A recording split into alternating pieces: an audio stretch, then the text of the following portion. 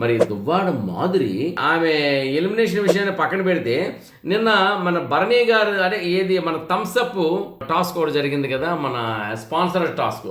ఈ థమ్స్అప్ ఈ టాస్క్లో వచ్చేసి బిర్యానీ కోసం అడగడానికి ఆమె వెళ్తే భరణి గారు మాట్లాడి మీరు ఆగండి, మా వాళ్ళకి ముందు వేసేసిన తర్వాత మళ్ళీ మీ వాళ్ళకి నేను మీకు వేస్తాను అని చెప్పి అంటాం. అంటే పల్లెం పట్టుకుని ఒక వెళ్ళిన ఆవిడికి అలా మాట్లాడడం కరెక్ట్ కాదు. ఒక మనిషి వచ్చినప్పుడు ఇంకోలా చెప్పాలి కానీ ఇంటెన్షనల్లీ అలా చెప్పడం అనేది కరెక్ట్ కదా. ఆ విషయంలో ఎవరైనా హర్ట్ అవుతుంది. అంటే తిండికి లేకుండా ఇక్కడ వచ్చామా అని మనమైనా పెళ్ళికి వెళ్ళేటప్పుడు ఇలా అడిగేటప్పుడు ఏదో అన్నారనుకోండి, మన కోపే పల్లెం అక్కడ పడేసి వచ్చేస్తాం. ఇది బిగ్ బాస్ ఎంత థాట్ అయినప్పుడు కాబట్టి ఏంటంటే అక్కడ ఏదామని కారణాలు ఏదామని మాత్రం దువ్వాడ మాధురికి అవమానం జరిగింది. ఆ విషయంలో నాగార్జున గారు స్టాండ్ తీసుకున్నారు. దువ్వాడ మాధురి గారికి జరిగిన అన్యాయంపై స్టాండ్ తీసుకొని కడిగి పారేశారు భరణి గారికి.